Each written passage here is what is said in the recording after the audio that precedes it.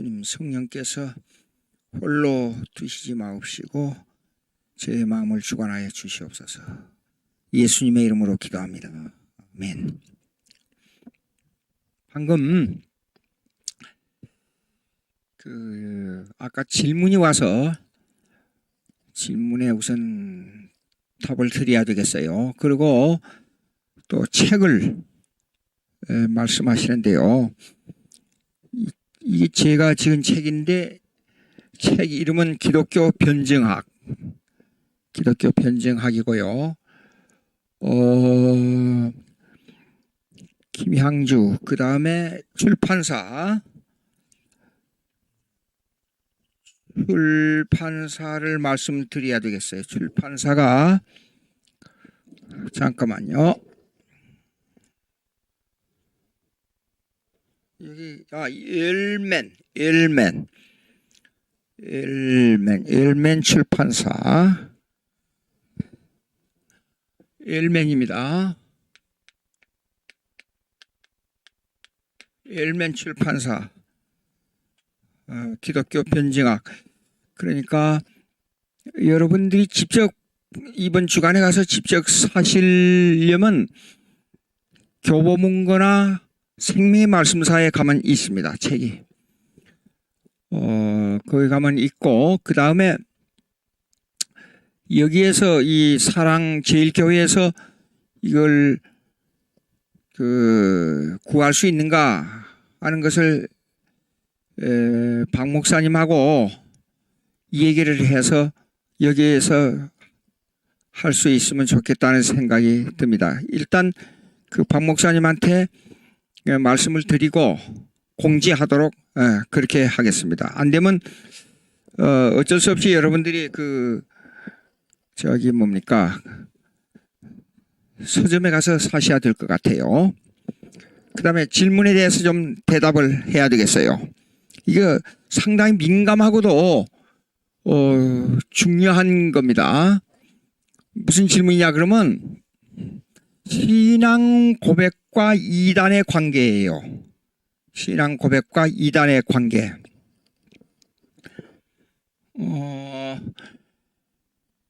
이단을 구분하는 데 있어서 보통 우리가 통상적으로 그냥 나이브하게 쉽게 말합니다. 성경이면 다지. 성경에 맞으면 되지. 근데 문제는 성경이면 다라고 하면서도 성경을 해석하는데 각자 왜 같은 성경인데 왜 다 달라요? 성경 하는데 차이가 난다 그 말이에요. 그 문제를 어떻게 해석하느냐 하는 문제는 공동 고백, 세계 교회가 교회사적 신앙 고백으로 돌아가라 그 말이에요. 객관주의적 신앙 고백, 그것이 뭐냐면 사도신경입니다. 그 다음에 사도신경은 단순하기 때문에 그 사도신경을 세밀하게 해석하는 역사적 신앙 고백으로 돌아가라 그 말입니다. 역사적 신앙 고백은 인물사로, 아까 제가 말한 대로 인물사로 볼 때에 모세와 선지자들과 사도들과 칼빈과 에브람 카이퍼 이렇게 역사적으로 내려온 인물 계보신학이에요. 그 다음에 이 계보신학은 그들이 고백한 내용이 있어요. 내용. 계보라는 말은 역사적 신앙의 실제적 인물을 말하는 것이고 그 내용은 신앙 고백서를 말합니다. 그러면 신앙 고백서는 뭐냐? 신앙 고백서는 한마디로 이 신앙 고백서의 기준에 따라서 이단을 정한다 그 말이에요. 신앙 고백서. 신앙 고백서에 따라서. 근데 아까 질문하신 그 내용을 들어보니까 한국교회에서 이겁니다. 그 질문하는 내용이에요. 한국교회에서 어디에서 누구를 이단이라고 하는데 그게 뭡니까? 그런 거예요. 이것이 심각한 한국교회 문제를 야기시킵니다. 이렇습니다. 아까 말씀드렸지요. 계보와 계보 인물, 역사적 인물에 따라서 그 다음에 역사적 신앙 고백에 따라서 이단을 규정하는데 이 이단을 규정하는 원리를 말하는 것은 신앙 고백서에 따라서 결정된다. 그 말입니다. 자, 초대교회 이단들이 엄청 많이 들어왔어요. 아까 말씀드렸죠. 엘카사이파 이런 파들이요. 근데 그렇게 많이 들어왔을 때에 그걸 규정하기 위한 기준이 뭐냐? 사도신경입니다. 사도신조예요. 사도신조를 반대하면 이단이다 그 말입니다. 예? 그러면 이단을 규정하는 데 있어서 그 사람의 신앙 고백을 들어보면 알아요. 신앙 고백을. 그런데 이거요 중요합니다. 함부로 이단이라고 말할 때는 요거 뭐냐면 이교 교리를 두고 하는 말입니다. 근데 우리 한국말로 이단 그러면 끝단자 끝이 조금 다른다. 그러면 이단이란 말은 아주 약한 거예요. 사실상 이교 교리 할 때는 헤러티가 그러면 이교도예요. 이 이단 교리를 말할 때는 있잖아요. 이것이 그냥 조그만 단체에서 우리 한국에처럼 조그만 단체에서 몇 사람 모여가지고 그 사람을 이단으로 규정한다. 이렇게 하는 게 아닙니다. 적어도 이단을 규정할 때는 역사적 신앙 고백에 맞도록 하기 위해서는 수없는 검증과 수많은 사람들이 동원돼야 됩니다. 웨스트민스터 신앙 고백 하나 만들기 위해서 4년 반이 전쟁을 영국의 시민전쟁을 통해서 그 어려운 피를 흘리면서 젊은이들이 피를 흘릴 때에 4년 반 동안에 만들어진 것이 웨스트민스터 신앙 고백서였어요. 자, 초대교회에 사도 신조가 아타나시우스까지 신조가 볼 때는 3세기 4세기가 걸렸어요. 시간이 엄청난 내용입니다. 근데 한국에서 어느 교단도 아니고 조그만 몇 개 이렇게 단체에 한 몇 사람 모여가지고 이단을 규정한다. 이단의 교리를 역사적 교리를 비춰가지고 살펴보면 이런 게 있어요. 오히려 더 진짜 이단이 가짜 이단을 이단으로 규정하고 있어요. 이단이라고 규정하는 그 사람들이 더 이단이에요 보니까. 예? 그래가지고 가짜 이단을 규정하고 있단 말이에요. 어떤 경우라도 역사적으로 내려온 신앙 고백서를 받아들이지 않고 남을 정죄하게 되면 이거는 보통 무서운 죄를 범하는 게 아닙니다. 자, 여러분 이렇습니다. 아무리 별소리를 다 해도 신앙 고백서를 보고 이단을 그 사람의 신앙 고백서를 보고 이단을 규정해야 돼요. 자, 칼빈하고 서베투스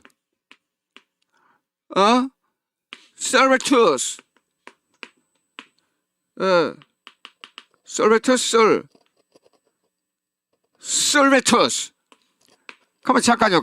여기요. 서베투스 맞는가 모르겠어요.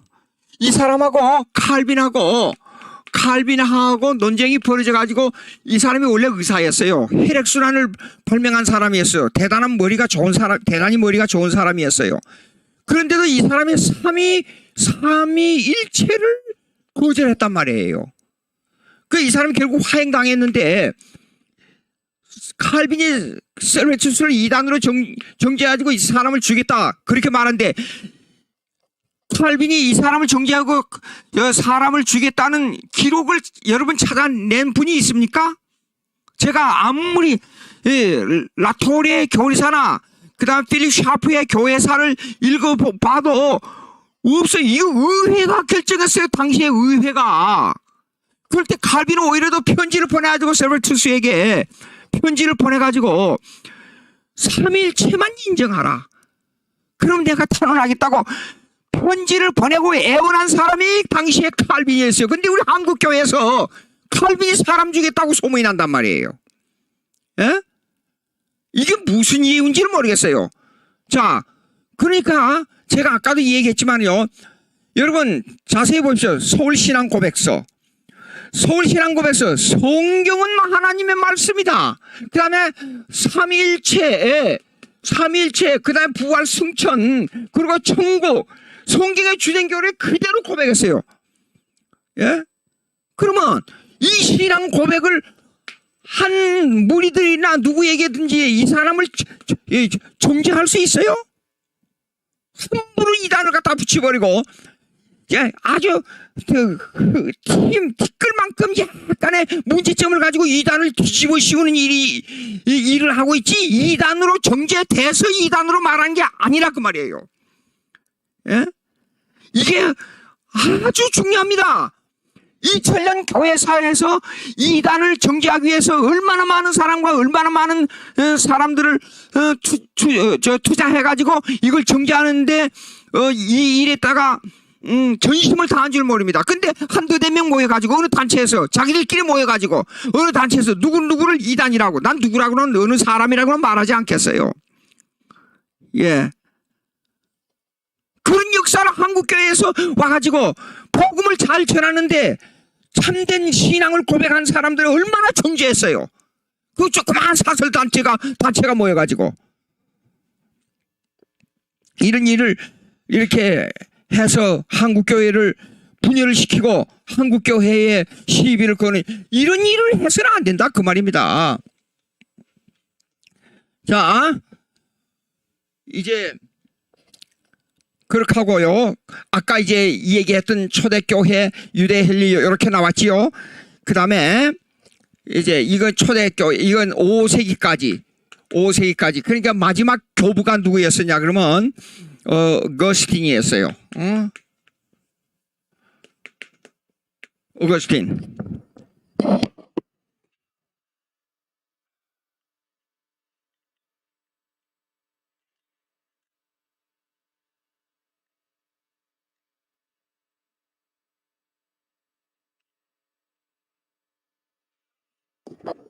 예, 됐습니다.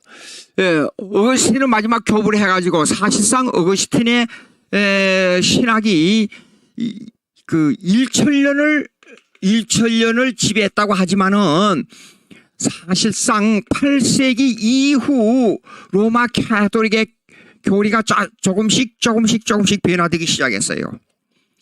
그리고 11세기 이후 스콜라주의, 그러니까 스콜라주의라는 말은 무슨 뜻이냐 그러면 철학과 신학을 합리적 이성주의로 해결하자 그 말이에요. 철학과 신학을 합리적 이성주의로 해결하자 그 말이에요. 그것이 스콜라주의예요. 그러면 이 스콜라주의의 강한 영향을 받아가지고 신학을 전개한 곳이 어디냐? 로마 가톨릭이에요. 근데 이게 이상한 게 있어요. 자, 이성주의가 강하면 강할수록 의식주의가 오히려 더 무엇으로 변하냐 그러면 이교도적으로 변해요. 이상한지 왜 그런지 모르겠어요. 여러분들 우리가 이렇게 그냥 간단하게 생각하게 되면 이성주의가 강하면 강할수록 의식주의가 약해질 것 같지요. 근데 반대예요. 그러니까 로마 가톨릭의 신학은 철저하게 스콜라주의인데도 불구하고 의식은 이교도적이에요. 그러니까 의식주의가 가보면 명동 성당에 가보면 이렇게 볼 때에 그 신비주의적 동양 사상이 많이 들어와 있다는 것을 알 수가 있어요. 자, 그러면 이성주의가 강하면 강할수록 의식주의로 된다. 그런데 이제 사실상 11세기 이후 스콜라주의가 강함으로 말미암아 로마 가톨릭은 이제 신학이 어떻게 변하냐 그러면 성경의 개념이 성경주의, 아까 말씀드린 대로 개혁파 신학이 자꾸만 이제 어거스틴의 신학이, 쉽게 말해서 어거스틴의 신학이 자꾸만 변질되면서 그 사이에 의식이 자꾸만 파고들었어요. 파고들었는데 이제 이성주의를 강조하다 보니까 중세 스콜라 대학이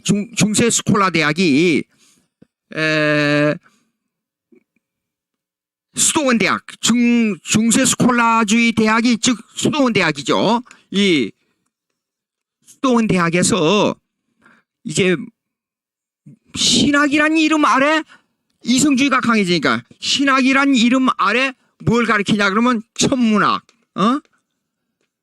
천문학. 그 다음에 여기에 따라서 뭐 수학, 그 다음에 문학, 문학. 또 그 다음에 뭡니까 일반 뭐 예술 뭐 하여간 모든 학문을 수도원 대학에서 가르쳤단 말이에요. 근데 이 학문들을 그냥 이렇게 나눈 게 아니고 신학이라는 이름 아래 이걸 가르쳤어요. 근데 이 자가모순을 범했죠. 이 수도원 대학에서 자가모순이 스스로 모순이 된 게 뭐냐 그러면 천문학을 가르치면서 천문학을 가르치면서 이 뭘 가르쳤냐 그러면 지동설을 가르쳤지요. 지구가 해를 돈다. 그렇게 가르쳤단 말이에요. 근데 신학에서는 신학적 입장, 신학적 입장이라기보다도 중세 이 수도원 대학은 신학이라 하면서 이렇게 가르쳐 놓고 실제로 교회의 권위를 중요하면서 권위주의적 입장에서는 해가 돈다라는 것을 강조했어요. 재판이 벌어졌잖아요. 여러분들 불란서의 그 한 여왕의 결혼식으로 말미암아 그 며칠 사이에 1만 명이 아무 이유 없이 살해당한 사건 역사를 여러분들이 알고 있잖아요. 예. 그런데 그 교회의 권위적인 입장이라는 말은 우리가 생각하는 교회의 권위 그렇게 생각하면 안 됩니다. 중세에는요. 모든 제왕들이 교황의 말을 듣지 아니하면 제왕의 행사를 할 수 없을 정도로 엄청났습니다. 그러니까 십자군 전쟁 10세기에 일어났던 십자군 전쟁 있잖아요. 십자군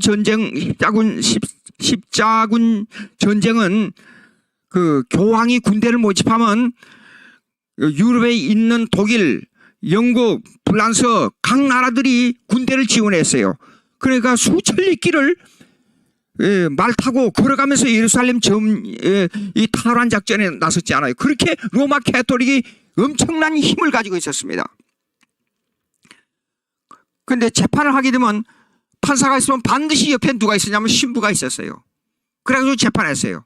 근데 사실 중세 재판은 보게 되면 이 일반 법정 재판이 아니라 모두가 종교 재판이었어요. 종교로 인해서 모든 그 국가의 뭡니까 그 재판을 종교에 의해서 행해졌어요.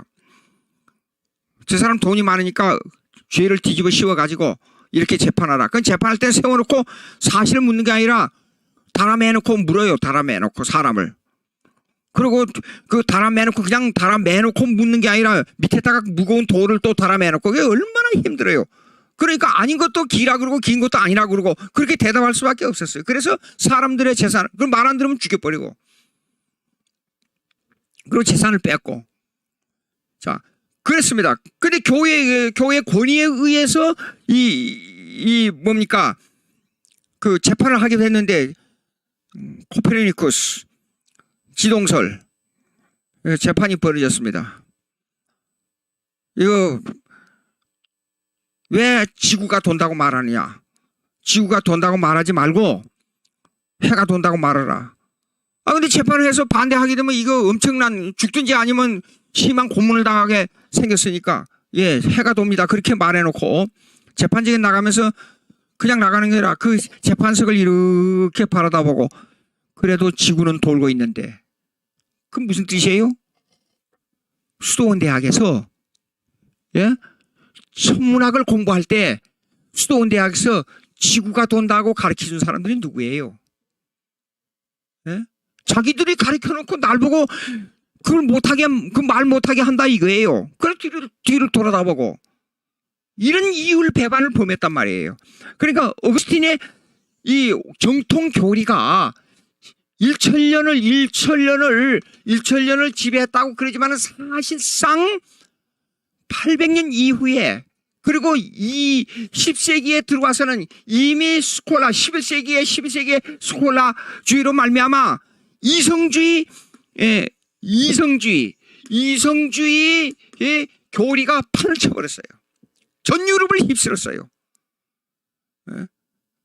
스콜라주의는 다시 말씀드립니다. 철학과 신학을 합리적으로 해석하자는 거예요. 스콜라주의는. 성경 보십시오. 어떤 분이 이러더라고요. 신학교 가서 옛날에 신학 대학원에 가서 공부할 때 reasoning, rationalism, 즉 이성주의로 합리적으로 맞아야 된다는 말을 강조하는 교수가 있었어요. 그러면 여기다가요, fact. 이게 어떤 사건을 다룰 때 이성으로 해결할 수 있어요? 하나님이 천지를 창조했다. 이성으로 어떻게 설명해요? 내가 존재한다. 내가 생각함으로 존재한다. 골기또 에고 줌. 내가 생각함으로 존재한다. 그런 실제론을 어떻게 이성으로 설명해요? 예? 그러니까 신앙은요, 팩트를 강조하느냐, 아니면 레셔널리즘, 예? 이성주의를 강조하느냐 하는 것을 다 포함하고 있어요, 성경은요. 그러니까 이성으로 딱딱 맞아야 된다 하는 것은 구원론 같은 것, 또 마음을 움직이는 구원론이나 예수님의 인격론을 말할 때는 이성이 동원돼야 돼요. 근데 팩트를 말할 때는 이성을 동원해가지고는 이게 설명할 수가 없다 그 말입니다. 그런데 이런 이성주의로 말미암아 이제 이 영향을 받았던 이성주의로 좀 설명을 하겠어요. 역사적인 일에 대해서 잠깐 설명하겠어요. 이렇게 이제 선을 긋도록 보자고요. 그어서 보자고요. 그러면 여기가 16세기 종교 개혁이에요. 여기는 14세기 르네상스 운동이 일어났어요. 르네상스. 그 왜 이걸 말하냐면 로마 캐토릭의 이성주의를 설명하기 위해서 그래요. 그러면 16세기 종교 개혁은 요거는 뭐냐면 교리적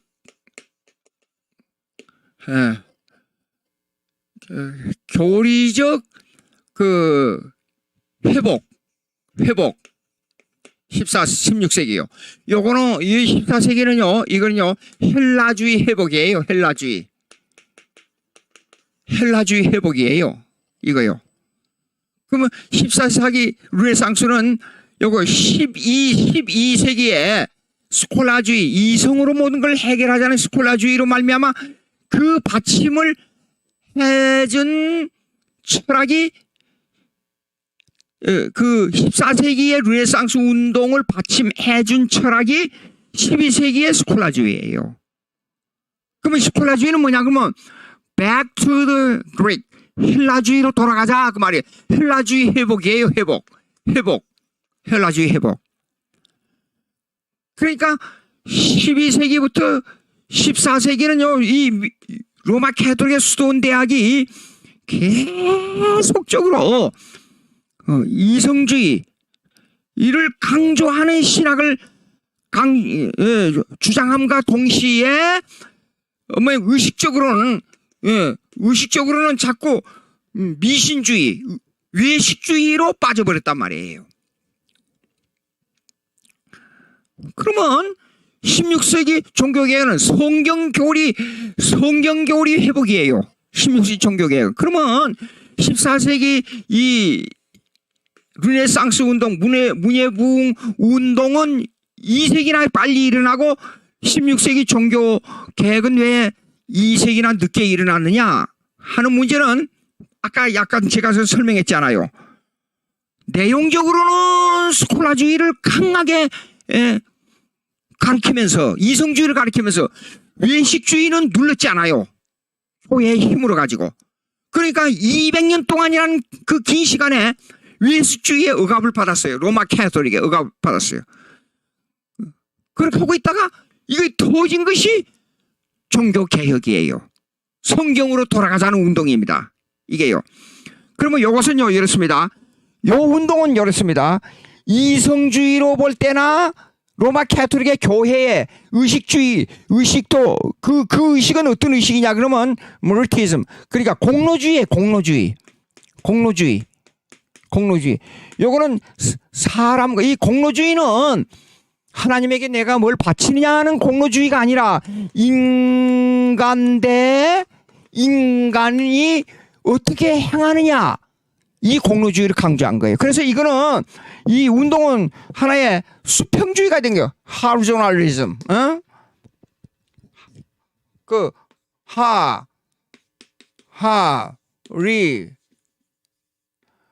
조널리즘, 호라이존탈리즘이에요. 호라이존탈리즘. 즉 무슨 말이냐 그러면 수평주의 교리를 가르쳤단 말이에요. 공로주의예요. 수평주의. 사람과 사람 간의 관계니까. 근데 16세기에 들어와서는 이것이 이 교리적 회복이 수익주의가 되어버린 거예요. 내가 하나님을 향하여 어떻게 신앙 고백을 하느냐, 그 운동이에요. 이 신앙 고백주의 운동이에요. 고백주의 운동.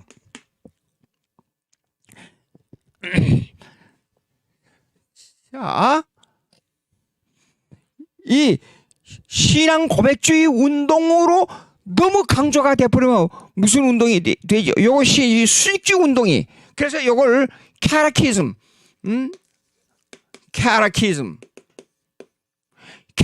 신조주의 운동, 신조주의 운동이 된 거예요. 근데 우리가 여러분요, 복음주의에서 이렇게 하잖아요. 예수 믿으면 다야, 예수만 믿으면 다야. 그러면서 행위도 강조하지 않고, 우리가 성화에 있어서의 우리 신앙을 강조하지 않고, 그러다 보면 신앙 고백주의, 예수 믿으면 당장 앉아서 예수 신앙 고백하세요. 그러면 답니다. 당신 예수 믿습니까? 글쎄요. 그럼 따라하세요. 주는 그리스도시요 살아계신 하나님의 아들입니다. 예, 따라했습니다. 그리고 예수를 고백합니까? 예, 고백합니다. 그럼 답니다. 그냥 끝내버려요. 그렇게 되면 어떤 문제가 생기냐 그러면 신앙생활에서 내 마음에서 작동하는 성화 과정에 있어서나 윤리나 도덕주의에 있어서 희미하게 돼버린단 말입니다.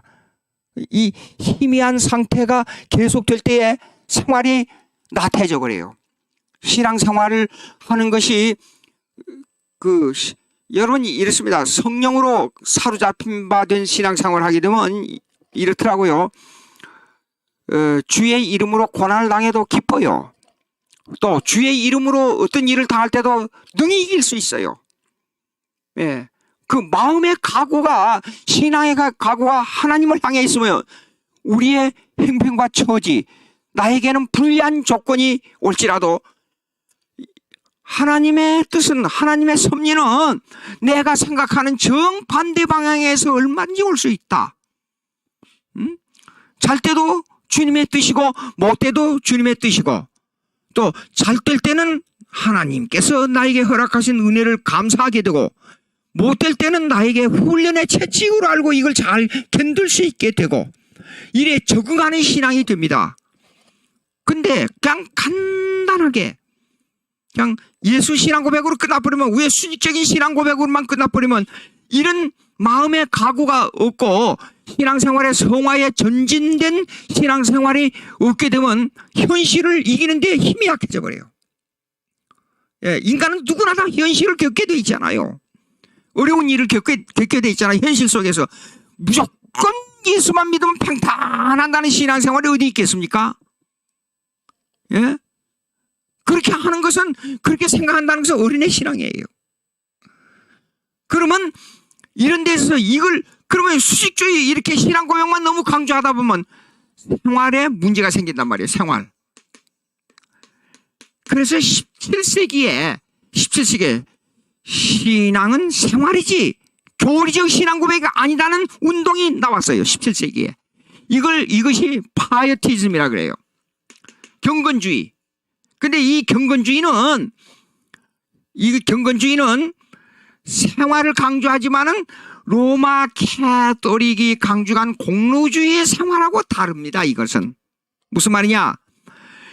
이 공로주의는 사람과 사람 사이의 공로를 말하지요. 이랬잖아요. 논쟁이 벌어져 가지고 있을 때 베드로 성당을 짓기 위해서 돈을 엄청 걷어들이려고 했었잖아요. 그래서 이 속죄권을 돈 주고 팔고 그럴 때에 저기 너가 돈이 이 헌금이 무거운 궤 속에 착 떨어지는 그 순간 너 연옥에 있는 너희 형제 자매 너 부모들이 거기서 영혼이 싹 올라가서 천국으로 올라간다. 이렇게 참 기가 막힌 말도 되지 않는 교리를 가르쳤잖아요. 생각해보면 참 그런데 넘어가가지고 돈을 바치는 것 보면 참 그래요. 그것이요. 내 형제를 위해서 뭔 일을 했느냐에 따라서 이 공로가 결정되는 이걸 가르쳤어요. 그런데 17세기에 넘어와서 경건주의는 수직적 생활을 가르쳤어요. 쉽게 말해서 이랬습니다. 이거요. 전도하고 그 다음에 성경 읽고 그 다음에 기도하고 이 생활을 가르쳤어요. 똑같은 생활을 말하지만 이거는 인간적 공로주의. 똑같은 생활을 말하자면 하나님을 향한 수직적 공로주의. 이 차이가 나왔어요. 근데 여러분요, 생각해 보세요. 제가 신학교 다닐 때 한 친구가 있었어요. 20대니까 그때 뭐 한참 열이 나서 팔팔 거릴 때예요. 근데 이 사람이 뭔가 경건을 얻기 위해서 그 기도원에 들어갔어요. 새벽에 일어나서 기도하고 열심히 일하고 열심히 뭐 연구하고 그러다가 어느 날 생각이 난 거예요. 내가 왜 이렇게 열심히 일하는가? 그 목적이 어딘가? 생각해 보니까 허무해요. 아무것도 앞에 뭐 어떻게 되겠다는 보이는 게 없어요. 그래서 그 기도원에서 나왔어요, 그냥. 그리고 신학을 다시 공부해보고. 그러니까 우리가 신앙이라는 것은 인격적으로 갖추어져야 되는데 구원의 확신을 가지고 성경대로 신앙생활을 하는데 그것이 내 자력으로 되는 게 아니라 내 인격과 성령의 인도, 내 인격이 성령의 인도함을 받고 그렇게 이 균형이 있어야 된단 말입니다. 근데 보자고요. 이렇게 되다 보니까 열심히 이런 신앙생활을 했습니다. 근데 이 뒤에 배경에 뭐가 없으면요. 구원 교리도 없고, 이게 합리적 성경에 대한 그 이해가 안 될 때에 허무가 또 찾아와요. 이 인간이 그렇게 약합니다. 허무가 찾아와요. 허무가 찾아와서 나온 것이 뭔지 알아요? 17세기 말에 허무가 나온 것이 그게 이성주의예요. 이성주의. 자, 네 사람 얘기할게요. 라이프니츠. 그 다음에 스피노자.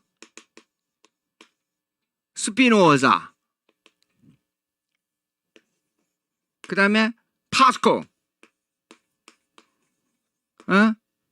라이프니츠, 스피노자, 파스코. 또 그 한 사람 또 금방 생각이 안 나네요. 데카르트.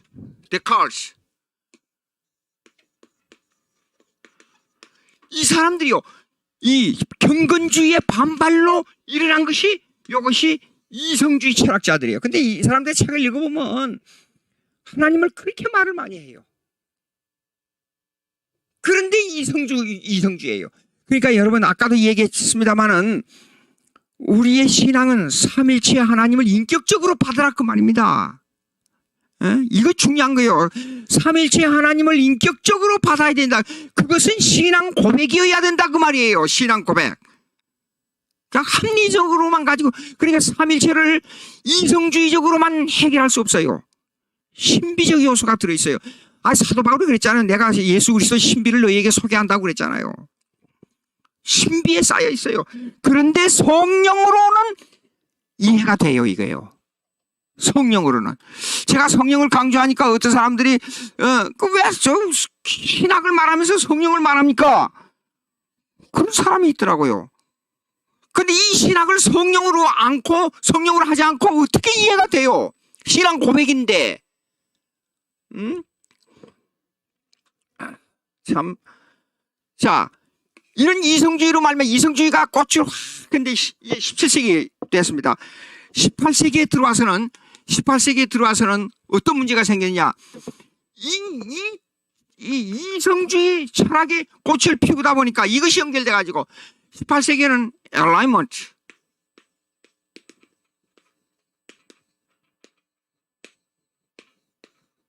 이게 뭐냐면 계몽주의라.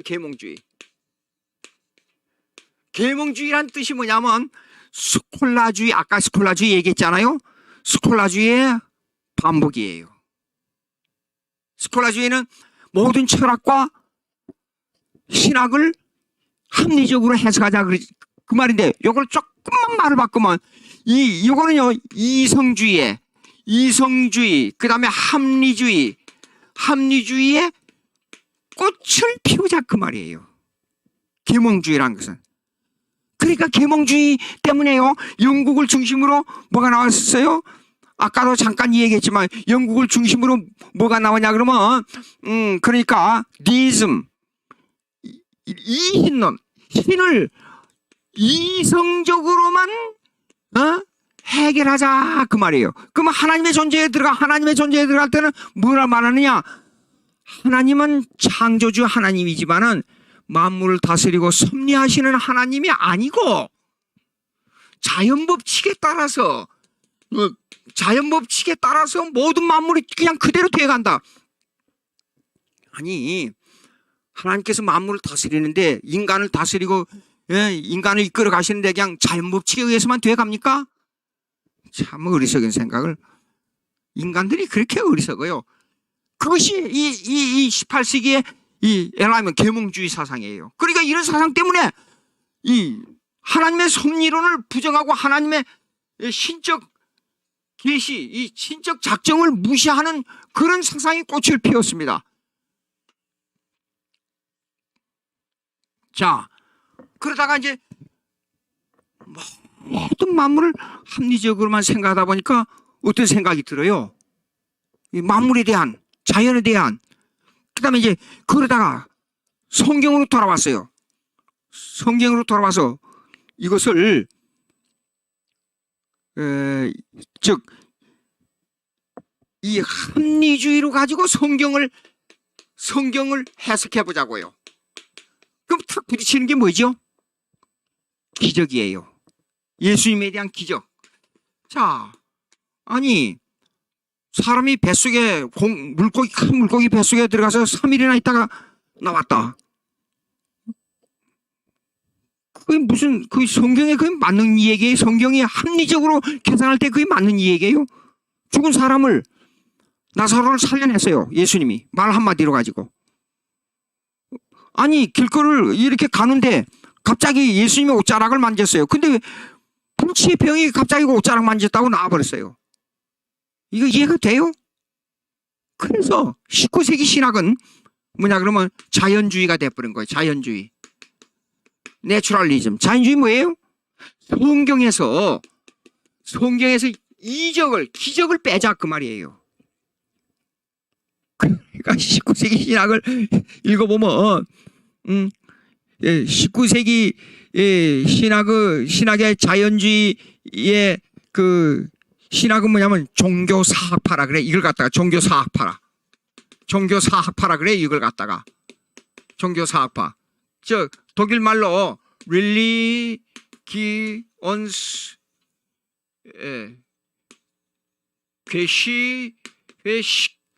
게시크트 리셰 슐레라 그래요. 릴리기어스 게시크트 리셰 슐레. 종교사학파라. 이건 뭐냐 그러면 기독교를 절대화하지 말라 그 말이에요. 왜 다른 종교하고 비교해서 기독교만 왜 기독교에서만 왜 이적을 말하느냐? 다른 건 윤리 도덕을 말하는데 왜 기독교에는 기독교의 독자성만 가지고 있다는 그것을 왜 강조하느냐? 자인주의 때문에요. 예. 이런 종교 사파가 나온 거예요, 이거요. 그래서 신학을 난도질 해버린 겁니다. 이거요. 자, 그러면 이제 이런 영향으로 말미암아 그럼에도 불구하고 제가 말씀드리겠어요. 아까 제가 잠깐 그 계보 신학을 얘기했지요. 그럼에도 불구하고 16세기 종교 개혁으로 말미암아 17세기에는 정통 신학을 orthodoxianism, 그러니까 이 정통 신학을 유지해온 사람이 17세기는 투레틴이에요. 투레틴. 예? 투레틴. 그러나 18세기는 알렉산더예요. 이 정통 신학을요. 알렉산더가요. 그 다음에 19세기 신학에는 3대 칼빈주의 신학자가 있었지요. 에브람 카이퍼,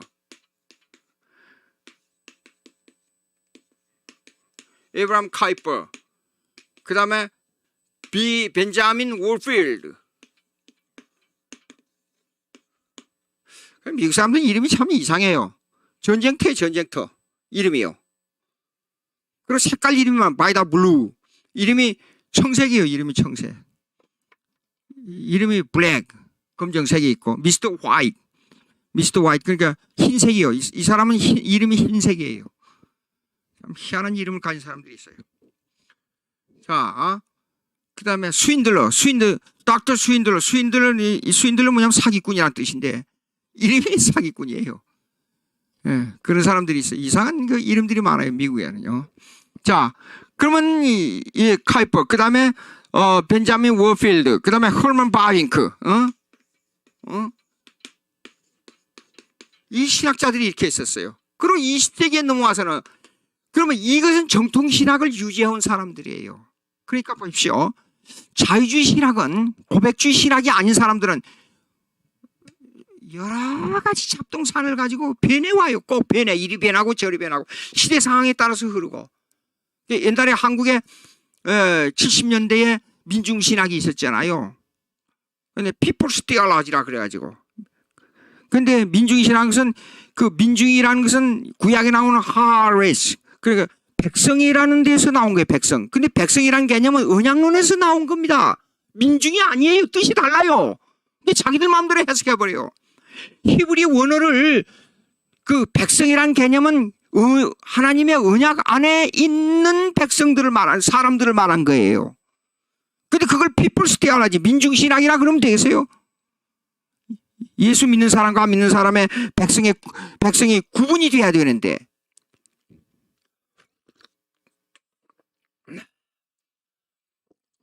자유주의 신학은 시대의 흐름에 따라서, 그리고 지금 민중신학 해봐야 누가 그걸 이해하겠어요?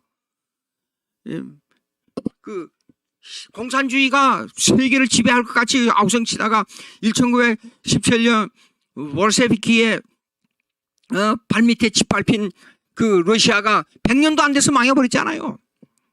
예? 망해버렸어요. 그러나 기독교를 없애기 위해서 그렇게 이 악마의 탈을 쓴 국가의 위정자들이 뭡니까? 성경의 박물관을 불태우고 사람들을 죽이고 박해하고 온갖 수단을 다 벌여도 성경은 그대로 살아남아 있고 지금까지 기독교 역사는 유지되어 오고 있어요. 기독교 역사의 축을 Axis of the history is Christianity. 그러니까 모든 역사의 축은 기독교입니다. 기독교 중심이 돼야 나라가 돼요. 우리나라 기독교 중심이, 기독교 입국론이 돼야 나라가 바로 돼요. 기독교 중심이 안 되면 일시적 부흥이 있을지언정 결단코 영구적이 못 됩니다. 제가 보기에는 미국이 그래도 앞으로 오랜 동안 세계를 지배할 나라 되겠다. 대통령 취임식이나 국회의원들 의회 취임식 보게 되면 꼭 예배에서 시작해서 예배로 끝나요. 예. 그리고 저녁에 조창 기도하게 되면 다 헌금하고 예배 시간 목사가 기도해야 되고 목사가 헌금 기도해야 되고 목사가 말씀 전해야 되고 목사가 축도해야 돼요. 기독교 나라가 돼야 돼요. 기독교 나라가. 한국이 앞으로, 이거 말이 조금 다른 데로 갑니다만은, 역사를 얘기하다가, 기독교 역사를 얘기하다가 다른 데로 갑니다만, 기독교의 철저한 기독교 중심의 국가가 되지 않냐면 미래가 없습니다. 미래가. 저는 기도하면서 우리 한국에 대한 미래를 자꾸 생각하면서 기도합니다. 우리가 참된 기독교 국가가 되면 이런 형태는 아닙니다. 지금 우리가 알고 있는 이런 형태가 아닙니다. 다른 종교를 없애야 돼요. 철저하게 기독교, 로마 캐톨릭이, 저기 5세기부터 8세기까지 지배했던 그 상태로 돌아가야 돼요. 그 후에는 타락했지만 그 상태로 돌아간 것은 모든 이념은 기독교 밑에 지배되었어요. 철저하게 지배되어 버렸어요. 다른 종교를 인정을 할 수가 없었어요. 예? 우리가 그렇게 되면요, 간도 땅도 찾을 수 있고, 우리 남북한 땅보다 조금 더 큽니다. 찾을 수 있고, 통일은 말할 것도 없고, 언젠가는 주체 사상은 반드시 망합니다. 반드시 깨지고 자체 분열이 일어나서 망하든지 어떻게 되든지 망합니다. 그러면 우리 한국이 기독교 국가가 되면 일본을 따라잡는 게 아니라 반드시 일본을 능가합니다. 일본에 강의하러 몇 번 갔는데, 일본에 강의하러서 보니까 나라가 아주 음침하고 숨어있는 타락이 너무나도 강해요. 숨어있는 이 범죄가, 윤리 도덕이 틀렸어요.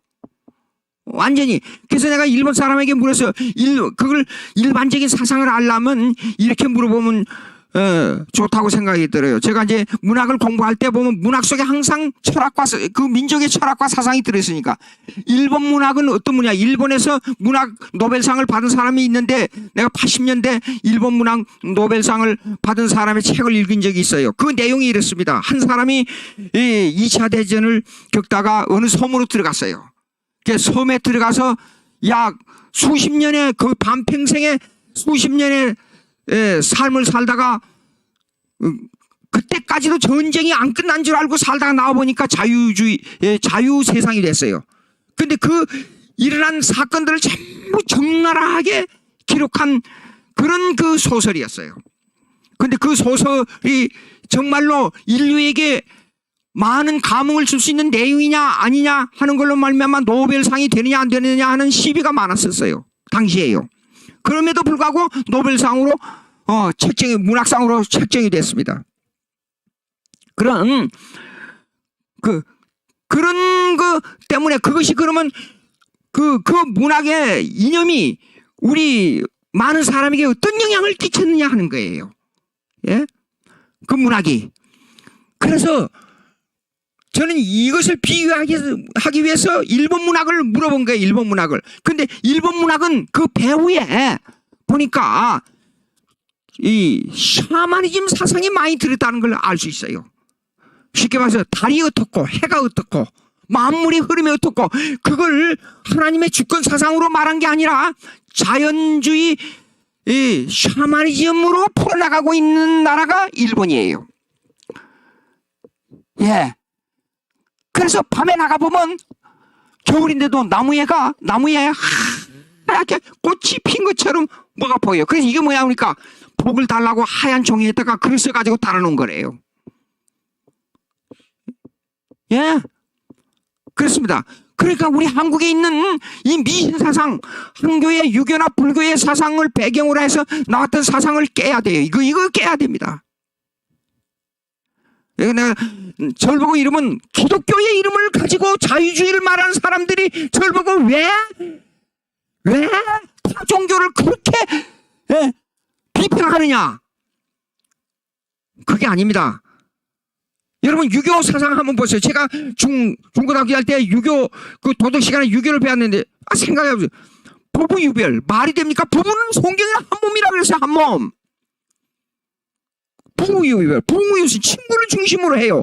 그러면 가정보다도 친구가 더 중요합니까? 가정이 중요한데 이 기독교 사상으로 돼야 됩니다. 그러니까 미국에서 청교도 생활을 청교도인들한테 주로 제가 공부를 했는데, 청교도인들은 이래요. 딱 세 영역에서 생활합니다. 직장, 가정, 교회 딱 그렇게 정해졌어요. 주말이 되면 다른 데 가지도 않아요. 주일 준비하느라고 가족끼리 앉아서 이 얘기하고 웃고 밤늦게까지 서로 이 얘기하고 내일 주일 가서는 어떻게 한다는 걸 얘기해주고 그렇게 하고 직장 끝나면 딱 집에 들어옵니다. 들어와서 아내하고 식사하고 애들 점검하고 얘기하고 그리고 아침에 일찍 또 나가고 그 직장 교회 가정 직장 교회 과정 거기만 돌아요. 근데 우리 한국 사람들은 직장 끝나면 밤 12시까지 술 먹고 집에 들어오고 이게 다 부부유별 부무유신 유교 사상에서 나온 거예요. 우리나라가 바로 되려 그러면 이런 사상부터 깨야 됩니다. 이 기독교 윤리가 바로 돼야 돼요. 고린도전서를 읽어보면 가정과 직장과 그 에베소서를 읽어보면 뭡니까 직장의 상전들을 어떻게 섬기라 너희 노동은 어떻게 하라 기독교적 노동론이 형성돼야 되는데 이게 아직까지 멀었어요. 너무 멀었어요. 우리 한국이 이게 조금 말이 좀 다른데 나가서 미안합니다. 앞으로 정신을 차리기 위해서는 우리 한국이 세계 우등가는 나라가 되기 위해서는 철저하게 기독교 중심의 국가가 돼야 되겠다. 여기 조금 그러고 이제 20세기에 넘어와서는 우리 정통신학은 아까 다시 강조했지만은 벤틸 박사 그 다음에 루이스 벌코프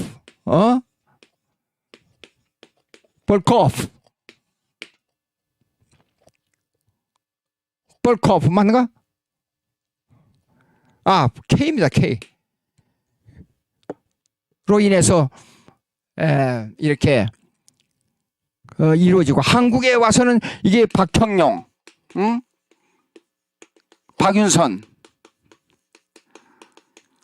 여기 참 재밌는 게 우리 한국이 당시에는 대단한 세계 기독교 국가였다는 걸 알 수 있는데 이 박형룡 박사는 그 조직신학을 성경, 서론, 서설로부터 종말론 그 다음에 변증학까지 열 몇 권을 책을 쓰신 분이에요. 세계에 이런 학자가 없어요. 그리고 창세기부터 요한계시록까지 이 주석을 다 쓰신 분. 이분들은요 세계 2000년 교회사에 10명 안에 들어가는 이렇게 다 쓰신 분들은 세계 교회사에 10명 안에 들어가요. 손꼽혀요. 근데 그 두 분이 우리 한국에 있다. 여기엔 또 하나 더 붙이자면 이상근 박사님이 여기 계세요. 근데 오늘날 보수 신학을 주장하는 한국 교회 신학 대학에서 박형룡, 박윤선을 옛날에 캐캐묵은 신학이라고 강조하는 교수들이 있다. 그래서 내가 깜짝 놀랐어요. 교회사적 신학으로 돌아가야 됩니다. 교회사적 신학. 교회사적 신학이 뭐냐? 이 정통주의, 이 흐름을 말할 때 정통성을 말하는데 이것을 말한 분들은 이 박형룡, 박윤선 박사, 이상근 박사를 무시하면 안 됩니다. 자, 이제 그 정도로 하고요. 그러면 아까 자연주의 19세기에 했어요. 20세기에 넘어와서 자유주의 신학에 대해서 조금 얘기하겠어요. 20세기. 미국을 중심으로 제가 말씀드리겠어요. 미국에 20세기로 넘어와서 초기에 프린스턴이 작용됐어요. 프린스턴. 몇 시까지요? 그럼 한 30분 남았네. 자, 요거 하고 이제 다음에 책을 이제 읽어가면서 하겠습니다. 20세기에 들어와서 스티븐슨 교장이 들어왔어요. 프린스턴 신학교에. 그리고 그가 강조한 내용이 뭐냐면 성경을 하나님의 말씀으로 믿되 이거 보십시오. 성경을 하나님의 말씀으로 믿되 이 방법을 적용하는 데 있어서는 이 방법을 적용하는 데 있어서는 일반적 지식이나 기타의 하나의 수단을 수단도 필요하다. 이렇게 상당히 금정이 가는 이런 말을 했었습니다. 근데 이 말에 악마의 속임수가 들어있다는 걸 생각지도 못하고, 많은 사람이 여기에 동조했어요. 근데 이것을 반대에 들고 나온 사람이 누구냐 그러면 메이첸 박사였어요. 신약을 가리키면서 기독교 변증학을 가리켰어요. 근데 메이첸 박사의 그 Words of Faith, 믿의 신앙이란 무엇인가 하는 책을 보게 되면 한탄한 오 하고 한탄한 말들이 자주 나와요. 여기하고 싸우느라고. 그래서 여기하고 싸우면서 그 교단에서 어쩔 수 없이 쫓겨났다고 봐야죠. 나와가지고 웨스트민스터 신학교를 세우고 정통 올토독스 정통 장로교회를 세웠어요. 메이천 박사가요. 그리고 평생을 결혼하지 않고 혼자 살다가 50대의 젊은 나이로 세상을 떠나 하늘나라에 갔어요. 제가 벤틸 박사, 미국에서 벤틸 박사한테 강의를 들으면서 그분이 이 미국 교회 교단의 역사를 얘기하면서 이래요. 한 시간에 앉아서 나의 형제, 나의 선배, 형제인 메이첸 박사가 이렇게 고난을 당했다. 똑같은 말을 계속 반복해요. 그 왜 그런가? 그러고 가만히 들어보면 한이 맺혀서 그래요. 한이 맺혔다는 말이 뭡니까? 스티븐슨 교장이 들어와 가지고 프린스톤이 좌경됐어요. 프린스톤. 그럼 제가 여기서 유추해서 제가 말씀드릴게요. 우리가 아까 제가 다시 말씀드립니다. 교회사적으로 돌아가자. 우리는 계보주의 신학을 호소해야 된다. 그것이 성경을 바로 믿는 신학이다.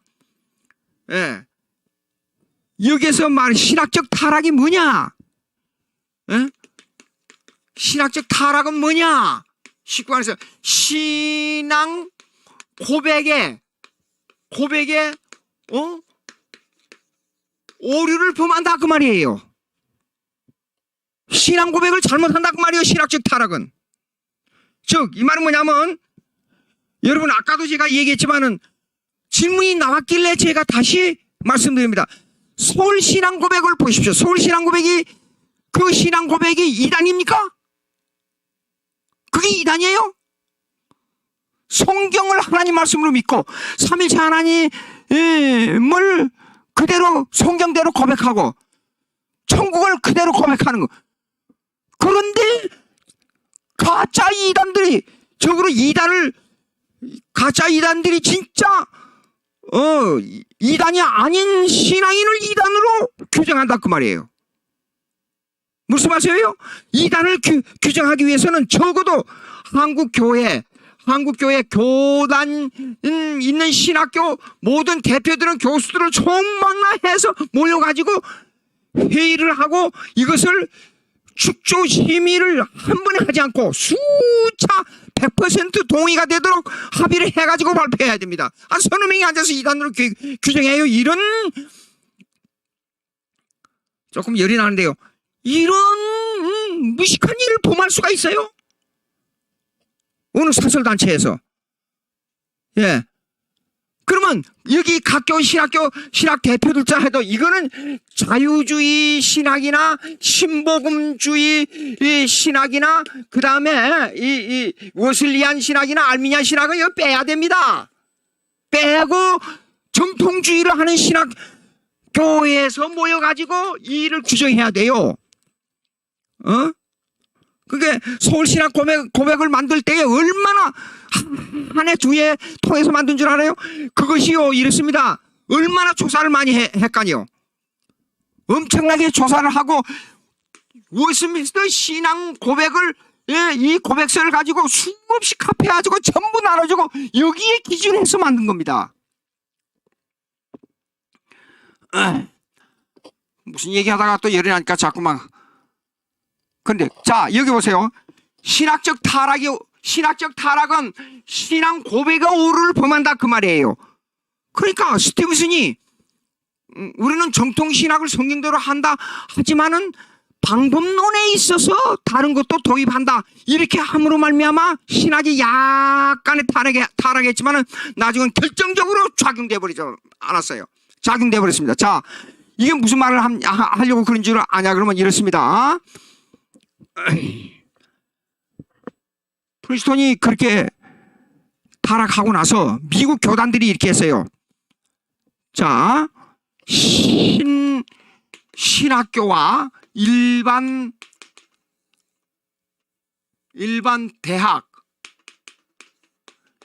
대학교와 철저하게 분리를 했어요.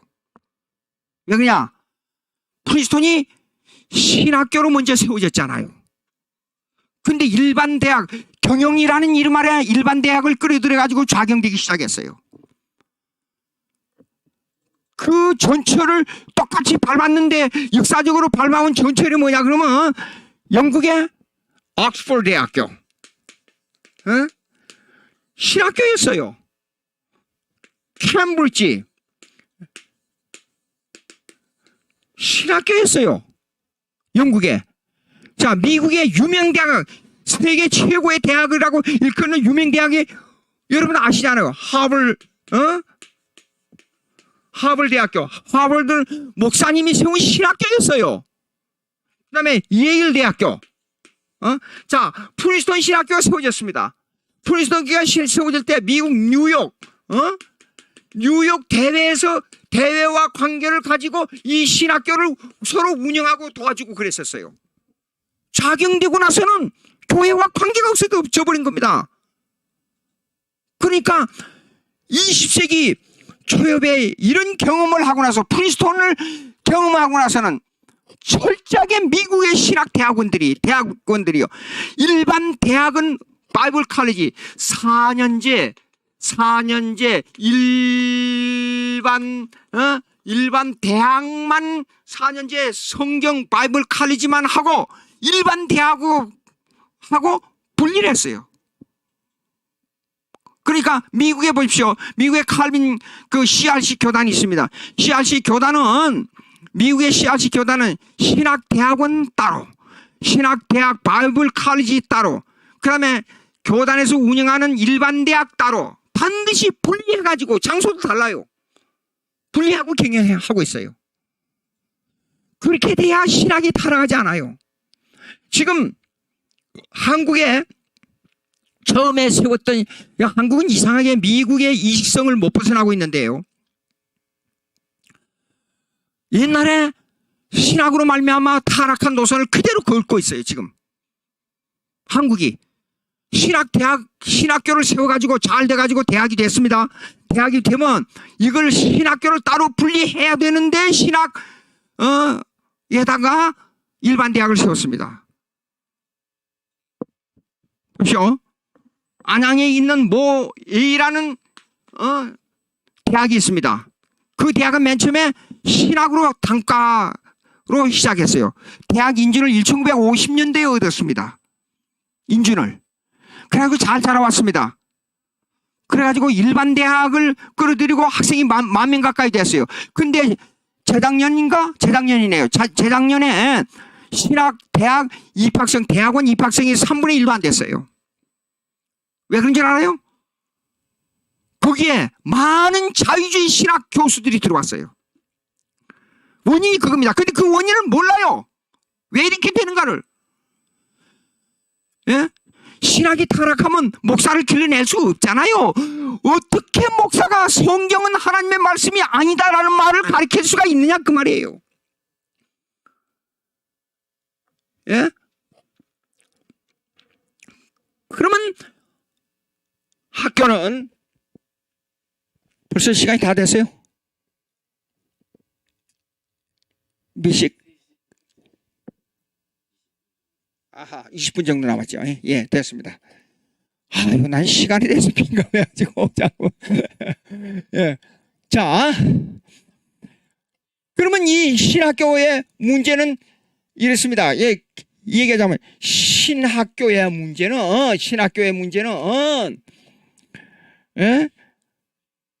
이 교회 문제로 이어집니다. 교회 문제. 교회를 바로 세우기 위해서는 사명 있는 목사를 길러내야 되지 않습니까?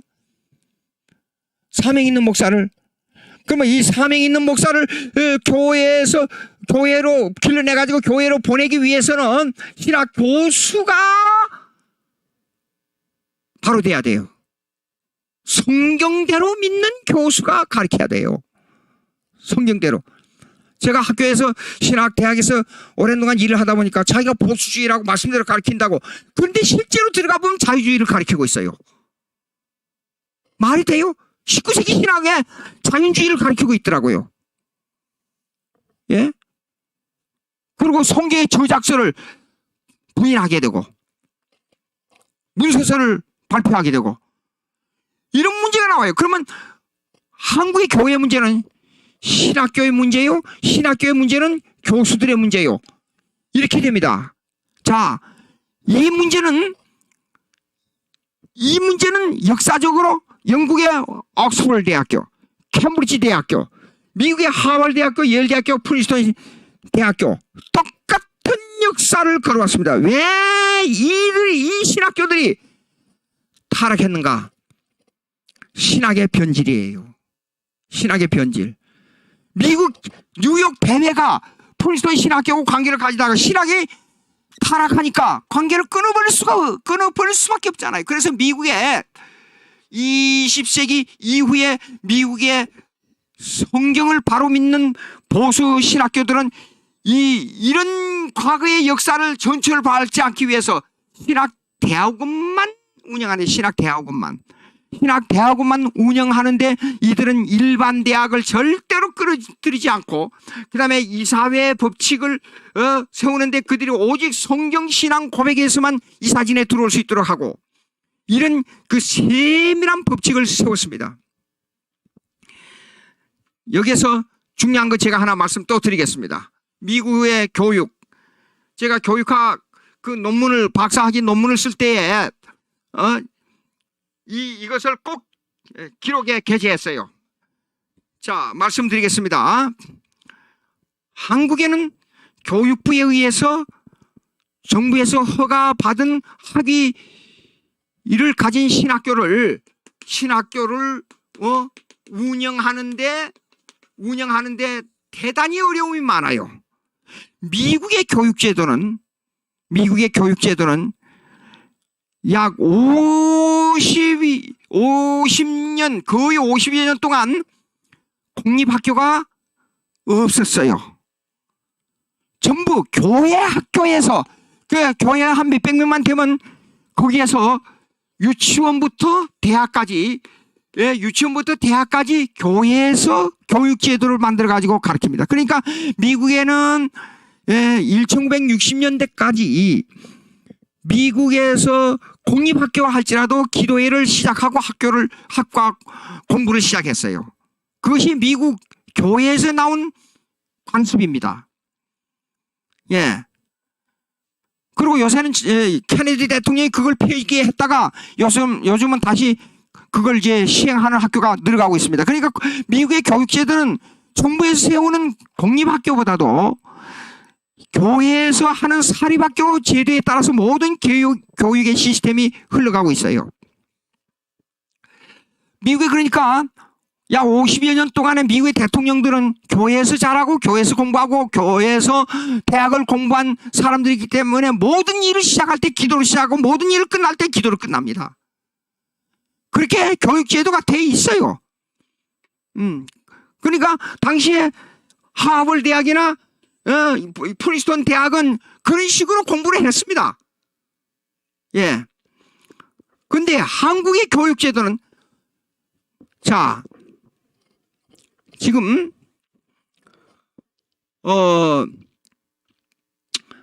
만약에 교육부에서 주관하는 교육제도에 따라서 이사진이 문제가 생기잖아요.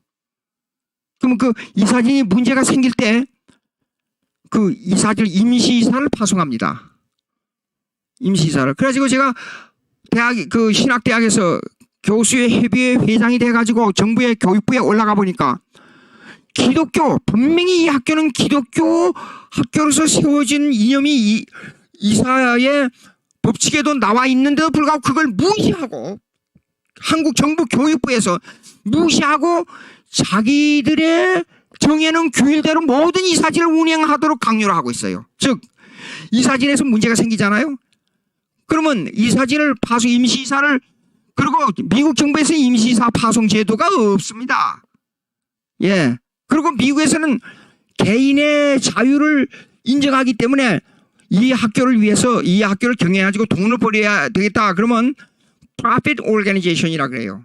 non-profit이 아니고 돈 버는 대학을 세운다 그래가지고 돈 버는 대학으로 오게 되면 그걸 그냥 인정해줘요. 너희들 학교 운영 잘해가지고 돈 벌어라 하고.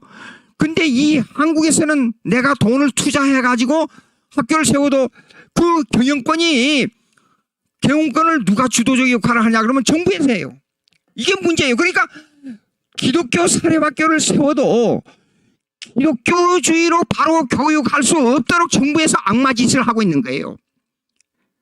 교육이 얼마나 중요한데, 국가의 미래를 정하는데 교육이. 기독교인을 많이 배출해내야, 참다운 기독교인을 배출해내야 교회, 학교, 교회, 국가가 잘 되는데, 교육적으로 볼 때 한국 정부에서는 악마짓을 하고 있는 겁니다. 악마짓을. 예? 이게 예수 안 믿는 사람들이 들으면 날 보고, 아니 저런 일방적인 저렇게 말하는 아무리 목사라고 해도 일방적으로 저렇게 말하는 미치광이가 있느냐 저를 보고 그럴 겁니다. 근데 미국에 가서 보세요. 미국에 이게 말이 되는가? 예? 그래가지고 이제 이사진에서 문제가 생기잖아요. 그러면 뭐 Y 대학이 있었습니다. 그 얘기를 하기면 다 알아요. Y 대학에 이사진에 문제 생기니까 이사장을 불교인을 파송해버린 거예요. 이거 말이 돼요? 궁극적으로 여러분요, 성경의 교리는 이렇습니다. 빼대요, 빼대. 그렇기 때문에 겉으로 얼른 안 보여요. 우선 보이는 게 뭐예요? 밥 잘 먹고 건강하고 힘있게 일하고, 그것이 눈에 보이는 현상이에요. 그러나 마음속에 있는 영혼의 문제는 속에 숨어있기 때문에, 이 건물을 지을 때 속에 숨어있는 기둥과 기초와 똑같은 거예요. 눈에 보여요? 안 보이죠? 우선 지붕이 뚫리면 물이 새면 그것이 우선 위급한 거죠. 그러나 밑에서 아무도 몰래 지금 개미들이 와서, 이 벌레들이 와서 이 나무로 된 기둥을 파먹고 있어요. 근데 몰라요. 이런 현상이 벌어지고 있다는 겁니다. 이 교육의 문제점이 어떻게, 여러분 인격적 교육이 뭡니까? 이 프라그마티즘의 교육론이 있었어요, 미국에요. 근데 그걸 존 듀이 라는 시카고 유니버시티의 그 교육 철학 교수였어요. 철학 교수였어요. 근데 이 사람이 이렇게 프라그마티즘의 교육론을 말하면서 이렇게 말했어요. 기독교 윤리, 기독교 도덕 교육, 그게 뭔 소용이 있느냐? 기계 교육이 발달돼 가는데, 예? 이게 강조할 필요 없고 오직 뭐 도덕 교육으로 인격을 키워? 기계 교육 잘하면 잘 살고 잘 먹고 잘 입고 우리가 편안한 세월을 살 수 있지 않느냐, 그런 정신없는 소리 했어요. 자, 세계에서 가장 뭡니까 그 경제 성장률이 빠르게 20세기 말에 가장 빠른 속도로 경제 성장을 이룬 나라가 어디예요? 한국이에요. 그런데 비율로 봐서 가장 자살률이 많은 나라가 어디예요? 한국이에요. 지금 정신이 나간 소리를 하고 있잖아요. 요즘 젊은이들이 왜 그렇게 마음이 약해요? 응?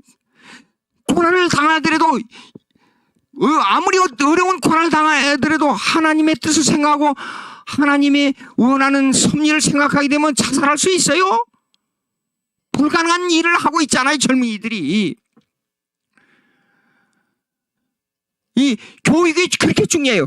그러니까 기독교를, 이 정부에서 교육적으로 기독교를 망하게 함으로 말미암아 아주 먼 장기적으로 볼 때 국가를 망하게 한다, 그 말이에요. 역사의 축은 기독교입니다. 유럽을 보십시오. 왜 30년 전쟁이 일어났어요? 그렇게 많은 사람을 찔러 죽이는 그 30년 전쟁에 희생당한 사람들이 누굽니까?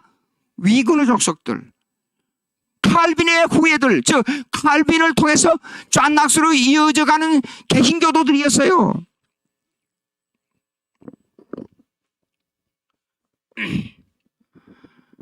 근데 그 영국의 청교도 신앙인들이 미국에 와서 그 유럽에서 당한 고통의 열매를 미국이 지금 그 피해 값을, 그 은혜를 미국이 입고 오늘날 세계를 지배하는 나라가 됐잖아요. 참 재밌는 것은 제가 율법을 연구할 때 그 율법 연구가 참 이렇게 좋은가. 하나님의 행보는 3, 4대까지. 그리고 그 은혜는 10계명에 1계명, 2계명 읽어보세요. 수천 대까지. 수백 년 전에 저 조상들이 쌓아놓은 그 열매를 미국이 지금 받아먹고 있잖아요. 우리의 조상들 북한에서 고통당하고 태양을 중심으로 일어났던 성령 운동이 한 세기가 넘어 지난 후에 우리가 받아먹고 있어요. 그러니까 북한의 신앙인들이 우리 남한에 와서 터를 잡은 것이 우리 남한이 복을 받은 거예요. 제가 남쪽에서 태어난 것이 얼마나 하나님의 은혜가 큰지 북한에서 태어났으면 어떻게 될까? 수천 대까지 이루고 있어요. 수천 대까지. 그 3, 4대는 뭐냐 보니까 가나안 땅을 점령하기 위해서 40년 광야의 생활을 하면서 그 할아버지들 하는 거, 그 아버지들 조상들이 하는 것을 보고 하나님의 형벌은 3, 4대까지 가는 걸 알 수가 있어요. 그래서 3, 4대가 끝나면 부모의 행보를 몰라요. 자녀들이. 그러나 축복은 알아요. 복은 알아요. 그러니까 우리가 예수 잘 믿는 이 힘을, 이 역사를 후세대까지 물려줘야만 된다, 그 말입니다.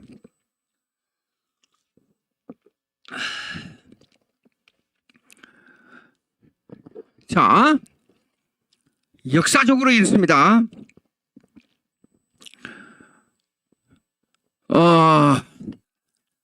천재가 교회 역사를 지배한 적이 없어요. 이건 아까 수천 대 이르는 후세대까지 이르는 얘기지, 당장 그냥 오늘 사람으로 내가 갑자기 하늘에서 막 돈이 몇 억씩 떨어진다, 그런 얘기가 아니에요. 그 다음에 이 천재는 돈으로 지배할 수가 있어요. 아무리 머리가 좋아도 배고프면 안 되고 살 수 없으면 안 돼요. 사람이 돈으로 지배할 수가 있어요. 그러나 이 돈은 누가 사용하느냐? 정치가 사용하게 되는 거예요. 그러니까 로마 캐톨릭의 정치가 돈을 많이 가지게 되고 이 돈을 가지고 천재를 이용했어요. 교회 역사를 보면. 근데 이것도 수천 대까지 이루는 역사를 지배하지 못했어요. 그럼 수천 대를 바라보는 지배하는 역사는 뭐냐? 이것이 바로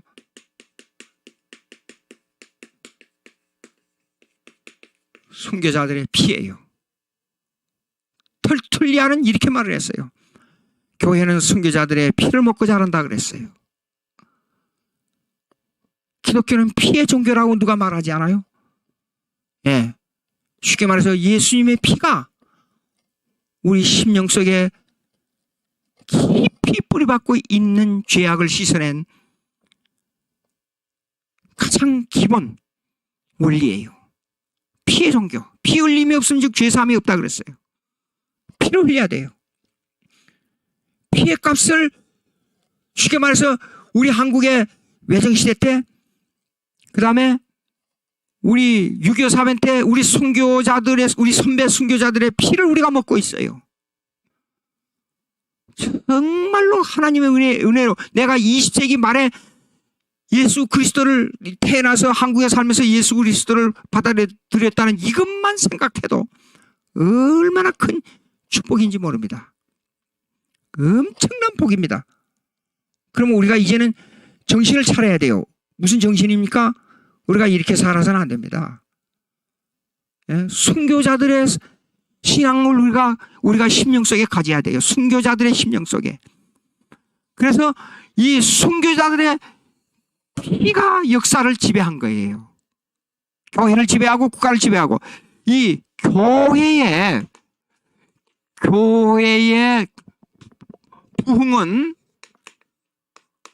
부흥은 반드시 국가의 부흥으로 이루어져요. 왜? 선교를 해야 되잖아요. 선교를 하기 위해서는 국가의 부흥이 있어야 돼. 선교를 할 수 있잖아요. 아니, 세계에서 저 가장 가난한 아프리카에 돈 없는 가난한 사람들이 우리한테 와서 선교비 좀 달라 그러면 그 사람들이 우리에게 선교한 겁니까?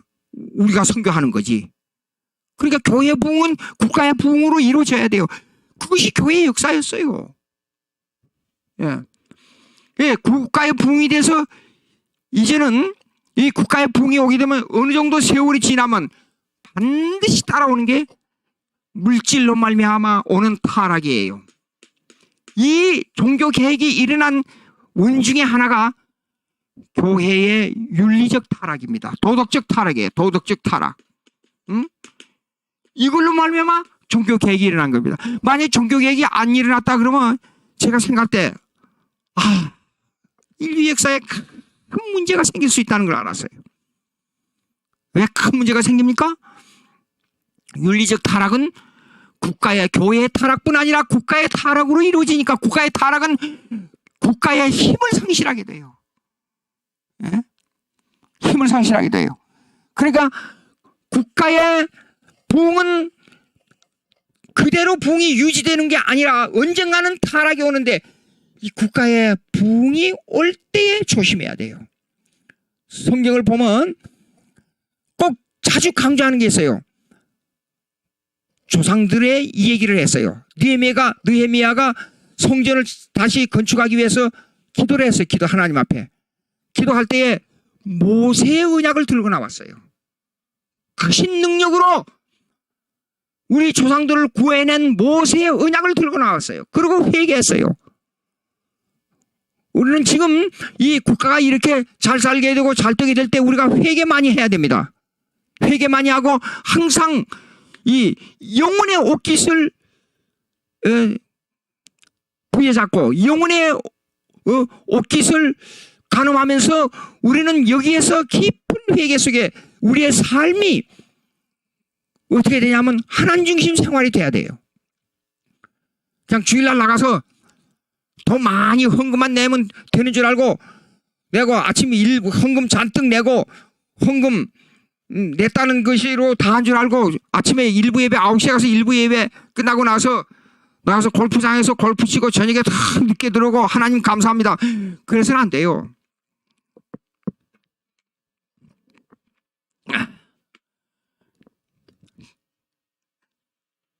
다시 신학의 이제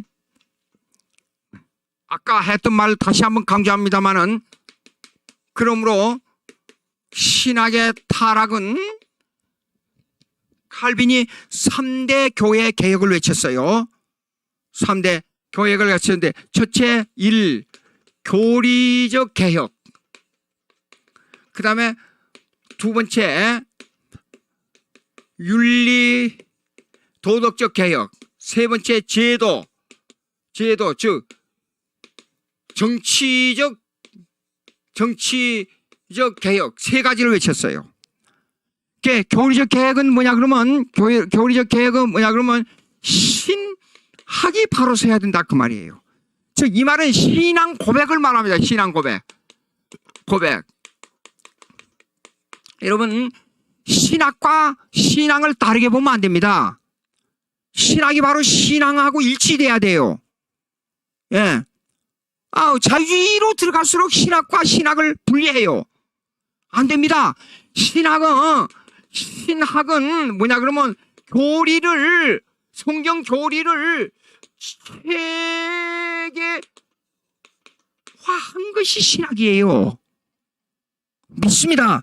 어디 가서 내가 강의를 하니까 어느 교단에 가서 강의를 하니까 교리가 뭐냐고 그러더라고요. 그것도 목사님이. 그래서 교리는 이렇습니다.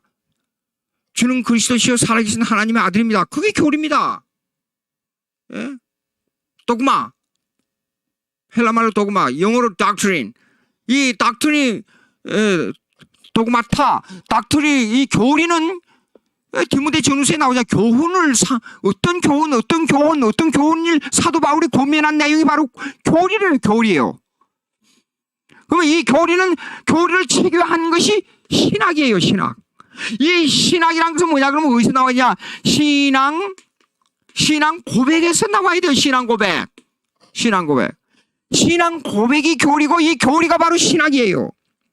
그러면 이것은 신앙 고백을 학문화하기 위해서 체계화 즉 학문화하기 위해서 개인적으로 주장한다고 되는 게 아니고 이거는 교회사를 통한 객관적 사역이 첨가돼야 돼요. 교회사. 그래서 교회사적 신앙 고백으로 들어가야 돼요. 교회사적 신앙 고백으로. 예? 이것이 학문화되는 이것이 교리요 신학이요 신앙 고백이요. 일치돼야 됩니다. 신학 따르고 신앙 고백 따르다 그러면 이건 문제가 있어요. 예. 그러면 이제 이렇게 계속해. 자, 고대 신앙 고백서를 보게 되면 오늘날 입장에서 볼 때는 상당히 허술해요. 고대 신앙 고백서. 사도신조, 아까 제가 사도신조를 고치게 조금 더 첨가하자면 이렇게 해야 된다는 것을 얘기한 것은 그것은 뭐냐 그러면 제 개인의 의견이 아니고 즉 하나님이 천지를 창조하시고 다시 한번 말씀드립니다. 천지를 창조하시고 다스리시고 그 다음에 통치하시고 그 다음에 섭리하시는 하나님을 믿사오며 그 다음에 성령론을 말할 때는 예수님께서 완성하신 구속을 우리의 심령 속에 적용하시는 성령을 믿사오며 그렇다면 이 세 가지 삼위의 하나님의 사역을 고백할 수 있는데 좀 더 구체적으로 나온다 그 말입니다. 근데 이거는 제가 한 얘기가 아니고 어거스틴, 칼빈, 그 다음에 에브람 카이퍼 유명한 신앙 고백주의 신학자들에 의해서 나온 것을 제가 참조해가지고 하는 말씀이지 제 개인의 의견이 아니에요. 이거는요. 그러니까 교회사적으로 돌아가야 된다 그 말입니다. 기독교 변증학은 무슨 말이냐 그러면 이렇습니다. 교회사적 교리의 변호예요. 다시 한번 말씀드립니다. 변증학은 뭐냐? 교회사적 교리의 변증이에요. 교회사적 교리의 변증이에요. 예. 자, 그렇게 되니까, 그러니 신앙 고백을 바로 세워야 된다. 이철령 교회사. 그 다음에 그에 따른 윤리 도덕이 돼야 됩니다. 이거는요, 윤리 도덕은 하나의 이것이 이 도덕주의의 종교를 말하는 게 아닙니다. 이 말은 무슨 말이냐? 그러면 쉽게 말해서 이러십니다. 우리 신앙생활이 날마다 회개를 더하며 하나님의 은혜를 더하는 신앙생활로 들어가라 그 말이에요. 아니 윤리 도덕을 가지고 기준을 해보자고요. 성경은 이렇게 말씀하고 있어요. 10가지 다 지키다가 야고보서 읽어보십시오. 성경에 나오는 계명을 10가지 다 지키다가 하나 범하면 다 범한 거라 그랬어요. 그렇게 인간은 하나님 앞에 내놓을 것이 없는 겁니다. 그렇기 때문에 우리가 신앙생활의 질을 높이기 위해서는 윤리도덕적으로 어떻게 돼야 되냐? 깊은 회개와 깊은 은혜에 빠져야 된다 그 말이에요. 이것이 윤리도덕적 개혁입니다. 그 다음에 제도 정치적 개혁이라는 건 뭐냐 그러면 교회 정치를 말합니다. 교회 정치. 예? 근데 오늘날 한국교회 보십시오. 예, 교회 표지, 뭡니까? 교회 표지가 있잖아요. 교회. The Marks of the Church. 교회 표지가 뭐예요? 3대 표지가 말씀의 바른 하나에, 말씀의 바른 설교, 그 다음에, 그러니까 성례의 바른 집행, 그 다음에 세 번째가, 뭡니까? 권징의 바른 집행. 목사 설교가 죄를 지적하는 설교를 할 수 없는 시대가 됐어요. 죄를 이야기하기는 뭐 기분 나쁘게 죄를 그렇게 말하지 뭐. 내가 어디 가서 설교하다가 미국에서 목회하다가요, 인간의 죄에 대한 얘기, 죽음에 대한 얘기를 좀 상당히 오랫동안 했는데 교인들이 이래요. 아, 기분 나쁘게 목사님 왜 죽는 얘기를 자꾸 합니까? 그러더라고요. 여러분, 설교를 듣고 진짜 설교를 잘하는 것은 제가 생각하기는 이렇습니다. 듣고 마음에 갈등이 있어야 돼요. 지금 오늘 설교가 죄에 대한 얘기를 하는데 죽음에 대한 얘기인데 내가 죽는 문제가 뭐냐? 죽음에 대한 해결을 하지 못했어요. 죽음에 대한 해결을 하지 못해가지고 몸부림을 치면 이 사람이 설교를 제대로 들은 거예요, 지금. 예? 설교를 그냥 마음의 기분 좋다, 적극적 사고방식만 가지면 마음이 편안하면 때가 되면 여러분들이 원한 게 이루어진다. 믿습니까? 아멘. 물론 그것도 그 마음의 평화를 얻는 것도 예수 그리스도의 은혜 중에 하나예요. 이 땅에 살면 오늘부터 신앙 고백 소위를 문답을 보게 되면 이 세상에서, 오늘 세상에서 얻는 유익이 무엇이냐 하는 질문이 나와요. 그때는 이 세상에서 믿지 않는 사람보다 우리는 평안을 누리고 마음의 안정을 누린다고 나와 있어요. 맞습니다. 근데 그것도 한 부분적이지 절대적이 아니라 그 말입니다. 예. 그래서 우리가 이런 이 신앙 고백과 이 문제, 그 다음에 윤리 도덕적 개혁, 제도적 개혁, 그 다음에 교회 표지가 말씀의 바른 설교, 성령의 바른 집행, 권징의 바른 집행. 이게 최종적으로 시간이 돼서 요거 말씀드리겠습니다.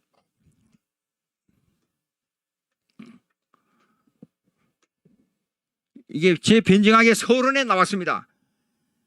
객파 신학의 입장에서 보는 변증학이 뭐냐?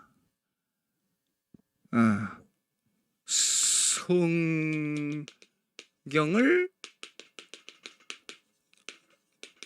변호한다. 성경을 변호한다. 그러나 좀 더 성경 교리를, 성경 교리의 입장에서 보면 뭐냐? 요거는요, 신앙 고백을 변호한다는 뜻이에요. 제 책 최초에 처음에 파라그래프 그 단락에서 나옵니다. 신앙 고백을 표현하는 이 신앙 고백은 뭐냐?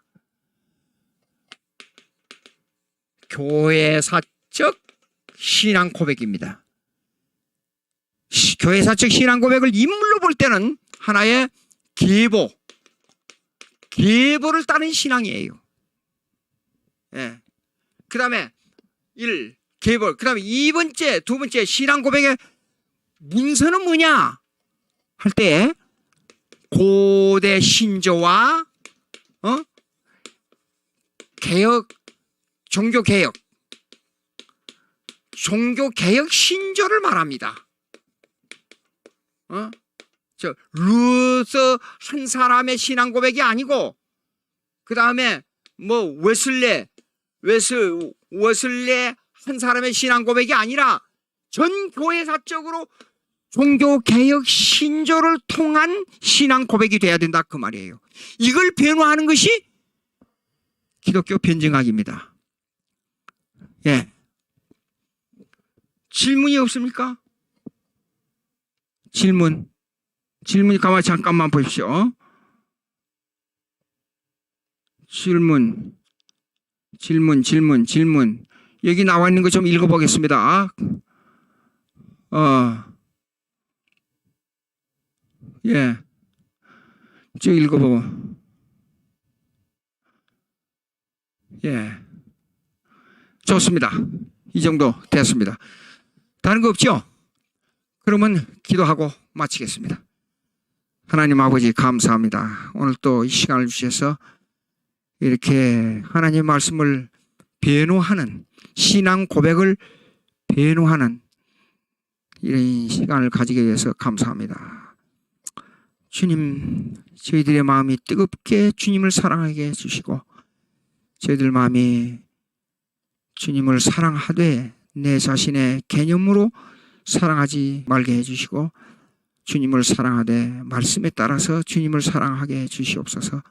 성령님이 강권적으로 역사해 주셔서 저희를 붙들으시고 성령 충만한 삶을 살 수 있도록 저들을 시간과 분초마다 매 시간마다 주님 인도해 주셨기를 간절히 바라옵고 예수님의 이름으로 기도합나이다.